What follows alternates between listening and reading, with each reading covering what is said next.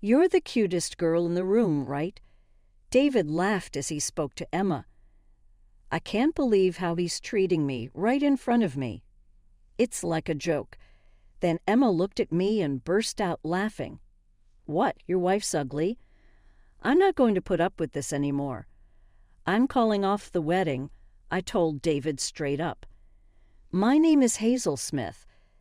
I'll be 29 this year. I've always loved numbers, and now I work in administration. I think this job suits me because I'm a serious person at heart.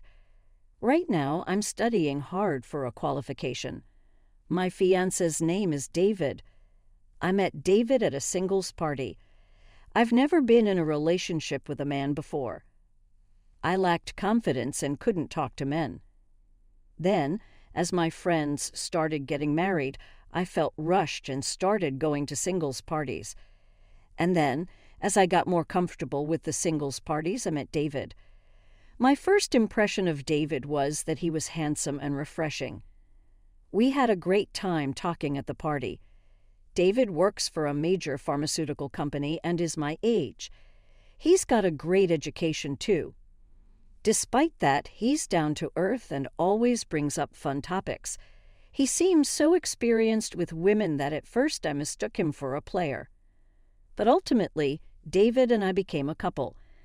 I was shocked that I could be with David. I couldn't believe that someone as amazing as him chose me. I must have used up all my luck and love when we became a couple. David smiled at me and said, "I'm so glad you chose me." I'm a lucky guy. I was the one who got chosen, so I asked him, "I'm really happy too, but why did you choose me?" I was worried if I was good enough for someone as great as David, but he just smiled and said, "I like girls who aren't experienced with men, someone pure. That's why you're my ideal." Then I'm glad.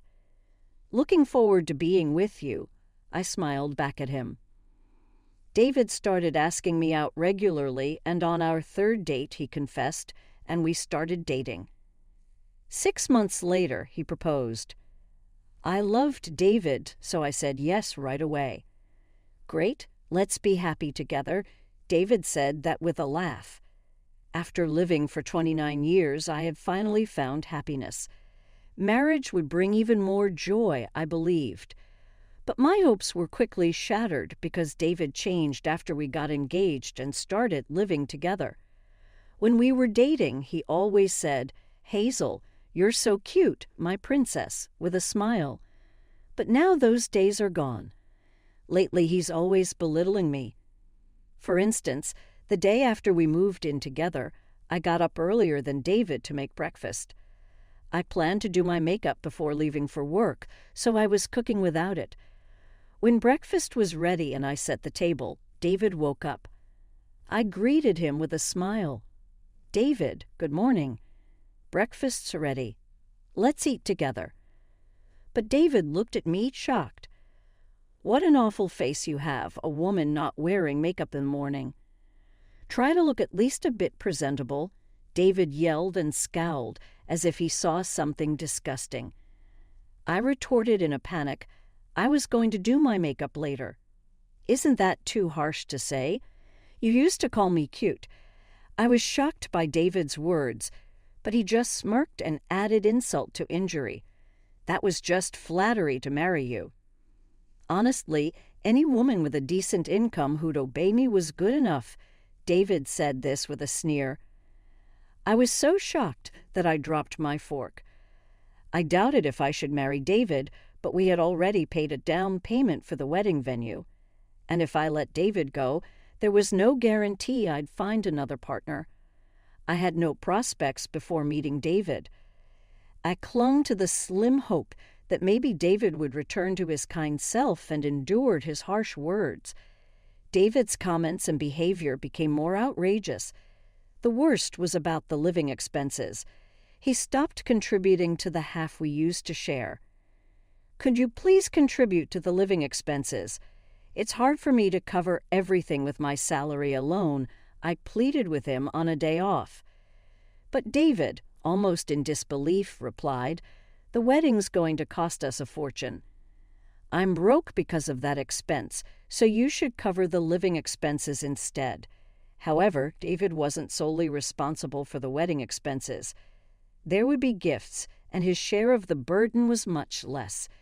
Despite my attempts to convince him, David wouldn't listen. Moreover, while he brought up the wedding expenses, he didn't help at all with the preparations. When I consulted him about the dress fittings, he said, "Dresses are a woman's thing, right?" "I don't care, Hazel, just decide on your own." David also had issues with his friends. He seemed to have many friends, as his phone was constantly ringing. Often the calls were from women I didn't know. When I suspected infidelity and asked David, he dismissed it, saying, "They're just friends." Jealousy is unattractive, so I couldn't press any further. But one day I heard something unbelievable. It happened one night when I woke up thirsty. David and I usually slept together in the bedroom, but he wasn't there. I heard voices in the living room. David was on the phone. "David," I went to open the living room door, but froze at his words. Our apartment walls are thin, so conversations are usually audible. "I wish I had married Emma," David said, laughing. It seemed he had the phone on speaker because I could hear Emma's voice too well. "You're going to quit your job someday, right?" "I want someone who can support me," Emma said and laughed.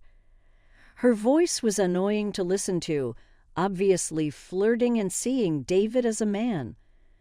But David seemed unbothered and continued the call. "Being with Emma was really great. You're so cute. How about we start dating again?" Emma laughed at his suggestion. "Wouldn't that be sad for your fans?" "But I'm definitely cuter," she laughed. "Ha." David kept badmouthing me nonchalantly. I shed a tear at his cruel words, trying not to be heard in the next room. I whispered, "David doesn't really love me." "I thought we could be happy." I sobbed quietly so David wouldn't know I was awake. Unaware of my tears, David and Emma continued their sweet talk. Hearing their conversation was like hell for me. Why did I rush into marriage? I muttered, crying. David was definitely cheating, and there was no way he would return to the kind person he once was. But our wedding was just a week away. What should I do? I was in despair about the future. Then came the wedding day. David and I were getting ready in the dressing room. Our families had already entered the venue, so we were alone. We were just waiting for the attendants to arrive when there was a knock on the door. "Come in, please." Thinking it was the attendant, I encouraged the person to come in. However, it wasn't the attendant who entered the dressing room, but a woman in a pink dress. "Excuse me," I froze at that familiar voice. It was David's phone companion from that night. I just knew it. As I stood in shock, David cheerfully said, "Oh, Emma, you made it here without getting lost." He said that and patted Emma's head. Huh. Confused by David's words and actions, Emma looked at David and said with a pleased smile, "You gave me the room number, but this woman, she's your fiancé." Emma glanced at me and snickered. "Ah, yes, she is. Such a plain dress. She's supposed to be the star today, but she looks like an extra." Emma critically scanned my dress from top to bottom. Annoyed by her brazen words, I said sternly, "This is the dressing room, and the attendant will be here soon. So could you please leave now?" Emma quickly hid behind David. "No way. Is she jealous? She's glaring at me, and it's really scary. David, help me, Hazel. Jealousy is unattractive. Emma is important to me, so don't be mean." David scolded me. David couldn't see from his position, but Emma smirked triumphantly at me. Her flashy makeup, perfectly styled hair, she must be about the same age as me. Emma looked at me with a victorious expression and said, "You really should have married me. You'll get bored of such a plain girl in 3 days, right?" Emma laughed heartily. "Indeed." I wouldn't choose such a woman if she didn't have a decent income. She's not my type, David said, looking down on me. I remained silent intentionally. I thought to let David and her talk as they pleased for a bit longer. I clenched the hem of my dress tightly. I really wanted to marry you even if we can't be a real married couple. In my heart, you're the only one for me. Oh, David, even after marriage, we'll always be together. Such an ugly girl. She's just for the money, Emma said, sparkling with laughter. Right, we'll always be together. I'll quit my job and live off Hazel's money with you. David made an outrageous suggestion. At this point, I was about to explode with anger. What do they think I am? But neither David nor Emma noticed my anger. David, you're so mean to your wife. Are you suggesting that because I'm cuter? Emma asked David with puppy eyes. David nodded as if it were obvious. You're the cutest girl in the room, right, Emma? What do you think about Hazel's face? David asked Emma, grinning from ear to ear. They treated me like this right in front of me. It seemed like a complete joke. Then Emma looked at me and burst out laughing. Oh, your wife's ugly, Emma said. Then she continued, marrying such an ugly woman, David's got it rough. I'll be his emotional wife and comfort him. Emma said this with a condescending laugh. Right, that's true. David laughed uproariously. I couldn't stand it anymore. I'm calling off the wedding, I said to David. David, not taking me seriously, laughed. If you call off the wedding now, you'll be single forever, you know, because you're so hopelessly ugly. Emma, too, was holding her stomach, laughing hysterically. David, you're too honest. I'm laughing so hard it hurts. After his burst of laughter, David said, you should be thankful you're even getting married to someone like me. You'll be funding my life forever. Anger boiled up inside me. I was furious at myself for not realizing what kind of person he was before getting married. I clenched my fists.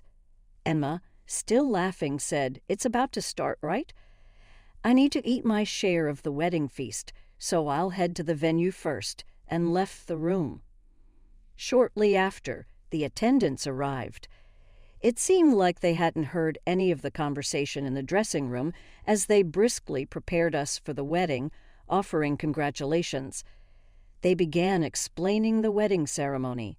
David and I had chosen a restaurant wedding, so it would start directly with the reception. According to the attendants, we just had to follow the MC's instructions. I listened quietly to their explanation. David, oblivious, cheerfully said to me, once the wedding's over and we're registered, we'll be husband and wife. Your appearance is disappointing, but I'll put up with it. Emma's there anyway. I ignored David's remark. I had no intention of listening to him anymore. I was done with this man. David kept saying, hey, respond, but I remained unresponsive. All that was left was to get my revenge and make David and his crew regret everything. I was fueled by a sense of mission. Then David and I entered the wedding venue. The unaware attendees applauded generously. Of course, Emma was among them, smirking nastily. We took our seats, and the MC began the proceedings. Let's begin with the vows. We'll have both the bride and groom pledge their love. First, let's hear from the groom. Amidst thunderous applause, David said, I'm delighted to marry Hazel. I swear to love only Hazel for the rest of my life. David looked at me smugly. All lies. Internally, I was looking at David with cold indifference. As the applause continued, the MC continued, Thank you. Now the bride, Hazel, please respond. I ignored the MC and remained silent. The hall started to murmur. My parents and friends looked at me worriedly. Hazel, please, your response, the MC said, trying to keep the proceedings going despite the confusion. Still, I remained silent. The murmuring crowd stared at me with concern. Then, growing impatient, David snapped, "Hazel, why are you silent? Just say something already," in a harsh tone. But I stayed quiet. The atmosphere in the hall was unmistakably tense. My in-laws looked at me with puzzled expressions. It was time I had everyone's attention. I thought to myself and began to speak. Glancing sideways, I saw David, who seemed relieved that I was finally going to speak. I checked David's face and smirked. For a moment, it was too early for him to be relieved.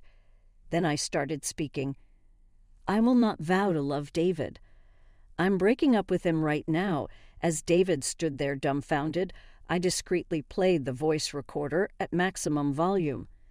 David and Emma's conversation filled the room. "I really wanted to marry you, even if we can't be a real married couple. You're the only one in my heart. Oh, David, even after marriage, we'll always be together.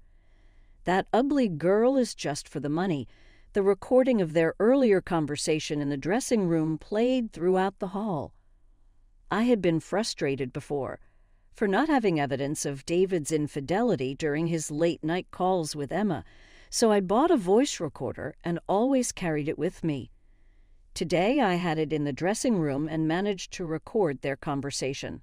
The crowd grew even more restless. My friends glared at David with incredulous looks. My father looked like he was about to stand up and punch David any moment, held back only by my mother's desperate efforts. My mother-in-law seemed about to faint, while my father-in-law was frantically supporting her. Emma, who had been sitting with her friends at a table, was being glared at by those at the same table. She was sweating profusely, visibly uncomfortable. Meanwhile, the recording kept playing. In this tumultuous situation, David shouted in confusion, "Hazel, what are you doing? Stop that voice recorder right now." He tried to take the recorder from me, but I deftly avoided him. Then I shouted loudly, "No way. Everyone needs to know about your cheating with Emma over there." I glared at David, unable to take it anymore. Emma also yelled from her table, "You're so sneaky. Just because you get to be David's wife doesn't mean you're important. The one who really matters to David is cute little me." However, Emma's outburst only made the hall buzz with a different kind of turmoil. Everyone, regardless of age or gender, was murmuring and whispering. In this situation, Emma started to get flustered. "What's with everyone?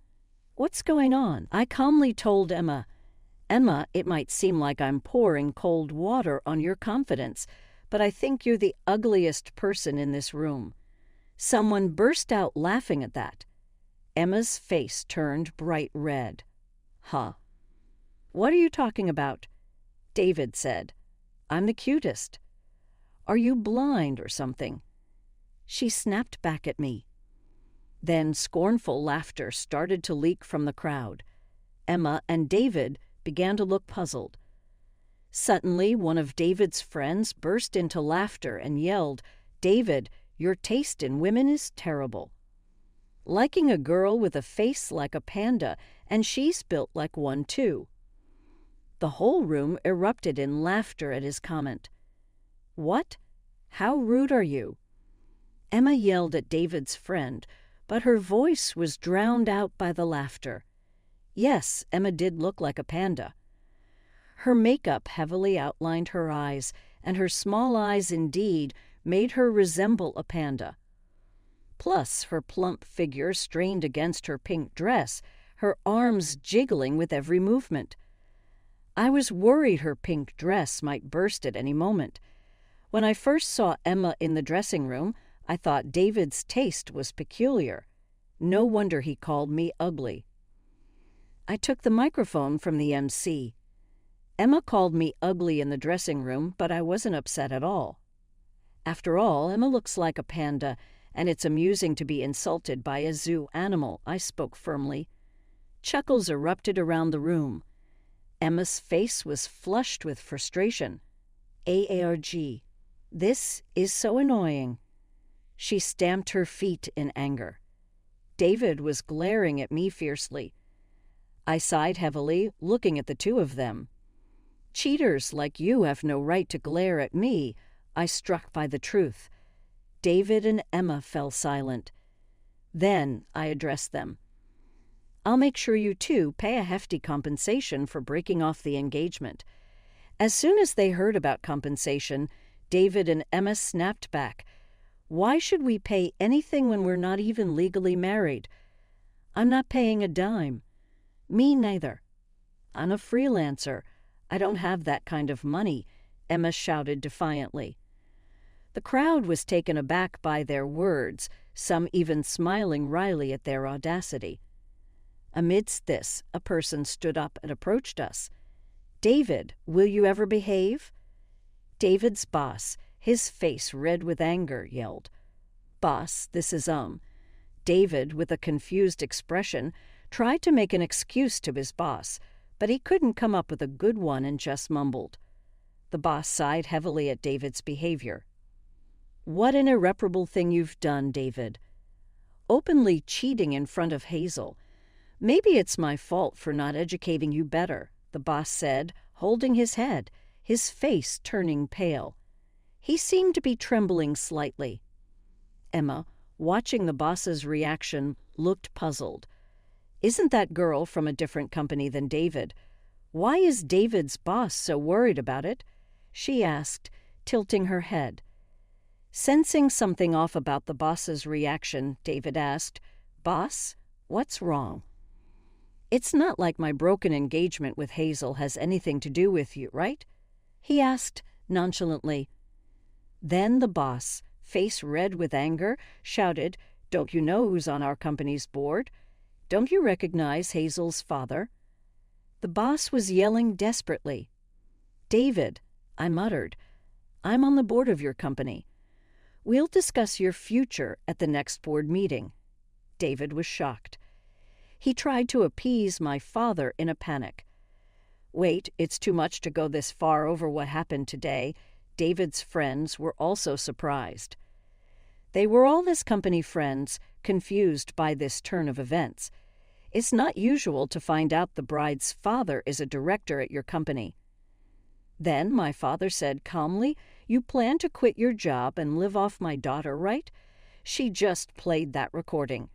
If you're so eager to leave our company, why don't you resign right now? David's face filled with despair, and at my father's words, my mother-in-law fainted. My father-in-law was frantically calling her name. She must have been proud of her son graduating from a prestigious university and working at a major company. Probably on an elite path. But now his future looked bleak.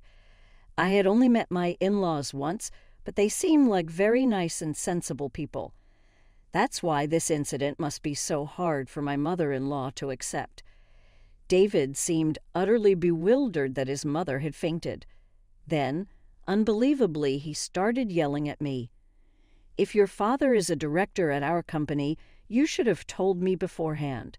Then I would have treated you better. David kept blaming me relentlessly, and he completely ignored his own faults. I lost my patience.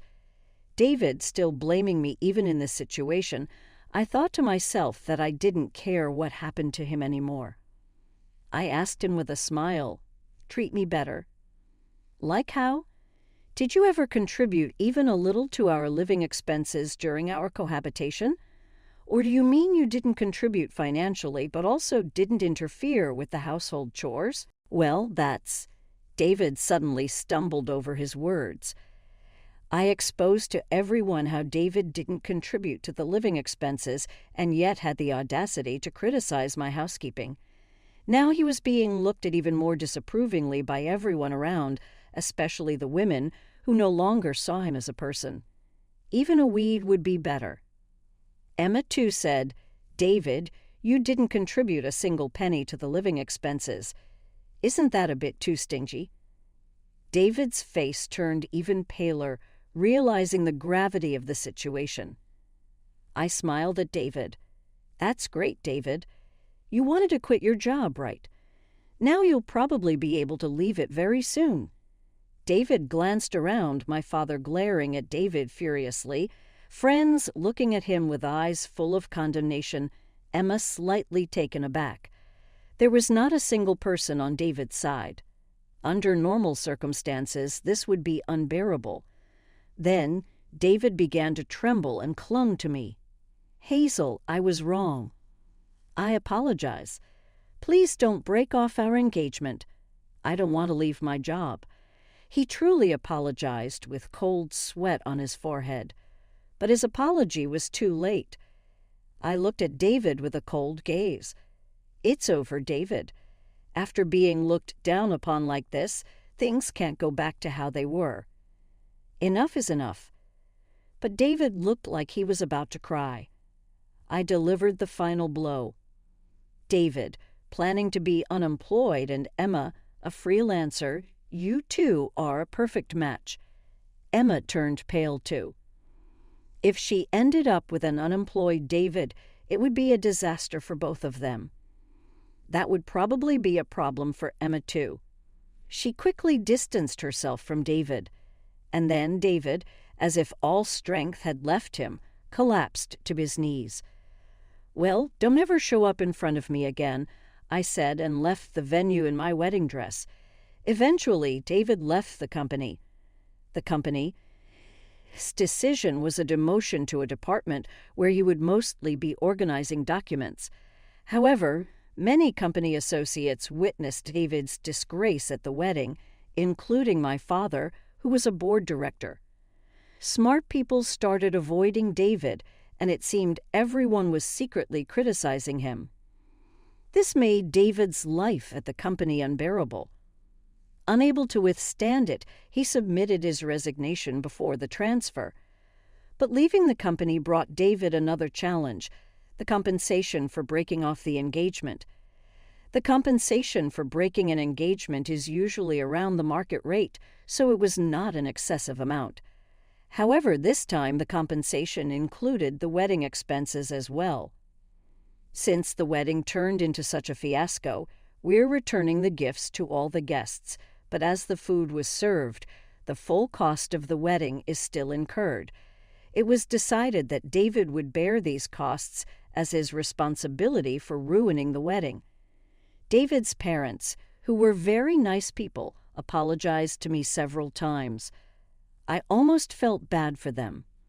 David doesn't have any savings. He's extravagant with money and spends as much as he has, which is why his parents had to temporarily bear the cost of the compensation. During the discussion, David stubbornly argued, "If I marry you, I don't have to pay, right? Then I'll register the marriage." I only felt contempt for David. He was severely reprimanded by his father-in-law. Eventually, his father, infuriated, declared, "You're disowned. I don't want to know you anymore." David was visibly panicked. Having quit his job and now without a home, he was in a dire situation. Naturally, the apartment where we lived together was already in the process of being vacated. I believe he had to leave by the end of this month. I had already arranged movers, sent my belongings to my parents' house, and left the apartment. Later on, I learned that David ignored the landlord's repeated demands to vacate and was eventually sued. I found out when the landlord contacted me for advice. Apparently, David had stayed there for about 3 months without paying rent. He was eventually forcibly evicted through legal proceedings. There was no way for David to return to his now disowned family without a job or a home. David's future looked bleak. I think he's fallen as far as he can go. David and Emma didn't reconcile afterward. I filed for compensation through a lawyer from Emma. The condition was that the amount would be reduced if they didn't reconcile. Emma quickly chose not to reconcile with David. "I'm not interested in someone without money or a home," Emma declared firmly. Apparently, David reached out to her several times asking for help, but she ignored all his attempts. Emma apologized to me. "I'm truly sorry. Since that wedding, everyone has been calling me Panda, and it's been very hard. I think the guests from the wedding must have spread it around. It seems that experience was a wake-up call for Emma, and she began to reflect on her actions. However, she still faced criticism from those around her. She even left her part-time job because somehow the pandemic name got out there, and she was laughed at behind her back. "I'm thinking of moving far away," she said. Emma's thoughtless remarks about David led her to the point where she felt the need to flee. She'll likely spend a lot of time worrying about what others think of her. It's a fitting punishment for someone who looked down on others so much. She needs to learn her lesson. As for me, I passed my certification exam with flying colors. I'm now a certified labor consultant working in administration, dealing with payroll and employee onboarding and offboarding. I wanted to deepen my knowledge of labor issues. This will definitely help me dedicate myself more to my work. And not just in my career, but I've also taken a step forward in my love life. Actually, after that wedding, my friends started introducing me to men. I was grateful for their kindness, especially since I was done with matchmaking parties. There's one man I've gotten close to, introduced by a friend. He's 3 years older, a bit of a workaholic. He's not particularly handsome, rather plain-looking. He works in the office of a small to medium-sized business, nothing flashy. But after David, I have an aversion to good-looking, elite types. So this man feels like someone I can be myself with. It's still early days and I don't know where it might lead, but it's a step